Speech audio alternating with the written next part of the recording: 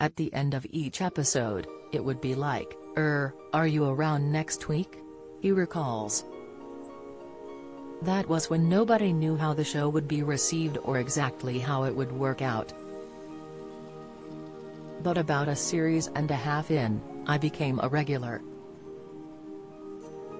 17 years later, he has appeared in every episode except the pilot, and is still there, alongside host Dara O'Brien, starring in the last ever season, which has just kicked off on BBC Two. It's very unusual for a TV show like Mock the Week to last for 17 years, he says. "I feel very proud that we've gone on that long. It's a kind of pride mixed with sadness that it's ending, I suppose." Dara has said that the news is so ridiculous these days, it doesn't need mocking, but I think that was tongue-in-cheek. Nothing is ever too silly to satirize. I also think one of the reasons Mock the Week lasted so long is that it's sort of about the news, but it's also kind of not. It's a real mixture, the jokes in the stand-up bit, the news at the beginning, and then the things that you'd like to see at the end. But if you got all your news from it, you wouldn't really be terribly well informed.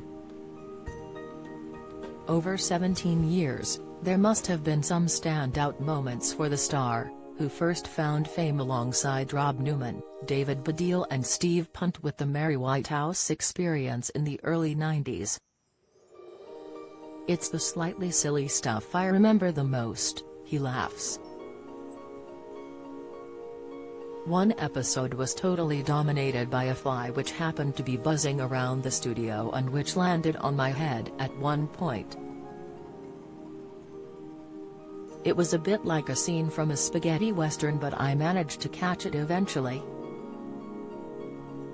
Then there was an episode we did in the year that Andy Murray won Wimbledon, and he came into the studio because he was a big fan of the show.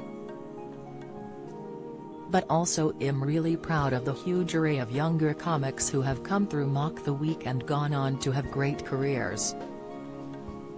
Among those who've made their mark on the show over the years were Joe Brand, John Bishop, Jack Whitehall, and Chris Addison. Many comedians have complained about the constraints put upon comedy by the cancel culture, but not Hugh. "I haven't found it that difficult yet," he says. "I don't think Mock the Week has, either. I can see it's an issue, but not one that's particularly affected me. Some people say that starting out as a comedian is more difficult today, rather than when I started in the 1980s, but in some ways it's easier. At the beginning of my career, there were maybe 2 or 3 stand-up comedy venues in London. But now there are venues all over the country. Today, going out to watch stand-up has become a very normal part of our culture. People go to comedy clubs in the same way they might go to see a band, for instance. This is a really kind of recent phenomenon. Plus, there are stand-up shows on TV. I think the art of comedy is very healthy. People need to laugh, that's the thing."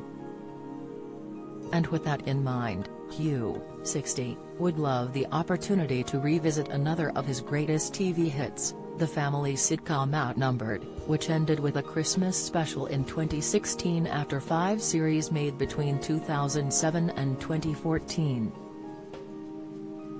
Hugh played history teacher Dad Pete Brockman, whose attempts with wife Sue to instill a little order into the lives of their 3 too clever by half children invariably ended in failure and embarrassment. And he would leap at the chance to make a sequel. "I would really love it," he says. "I don't see why we shouldn't.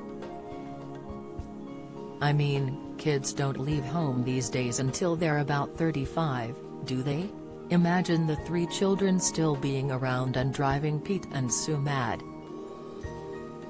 Or it could be that Jake, Ben and Karen have had to come home to look after Pete and Sue in some capacity. Or maybe Pete and Sue have become grandparents. There are a lot of possibilities. I can't see that you'd ever run out of material.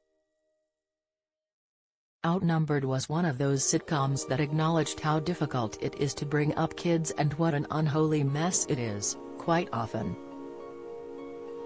It was one of my favorite ever jobs. No wonder. Hilarious scripts and characters, and cringy but oh so recognizable scenarios aside, life imitated art when Hugh and Claire Skinner, who played his on-screen spouse, Sue, became an item in 2017, both having earlier split from their previous partners.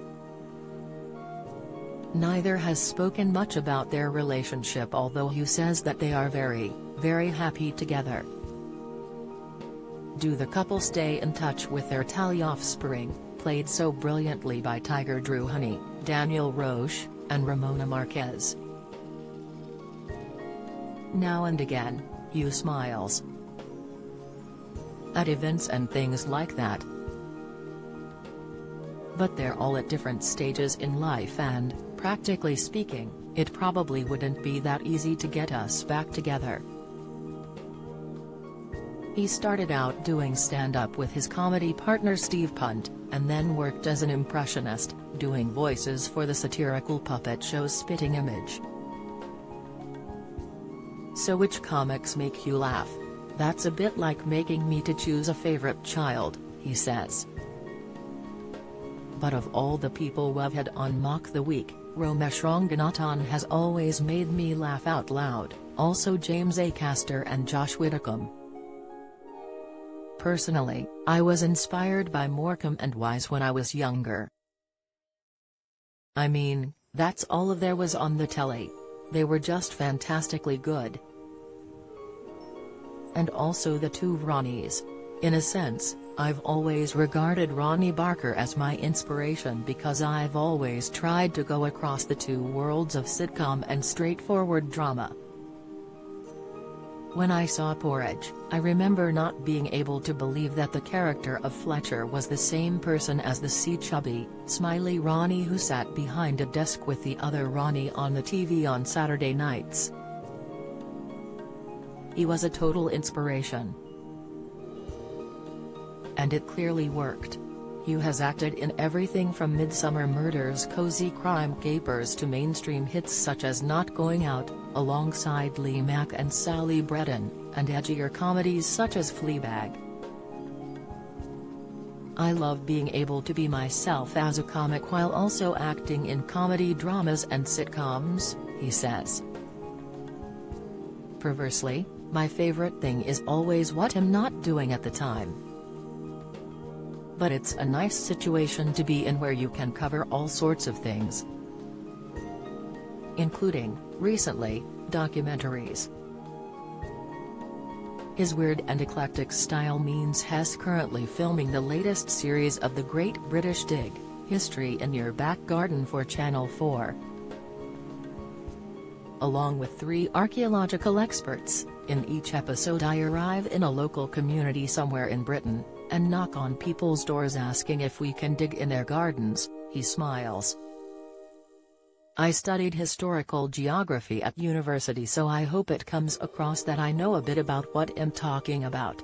Mock the Week is on BBC on Fridays at 10 p.m.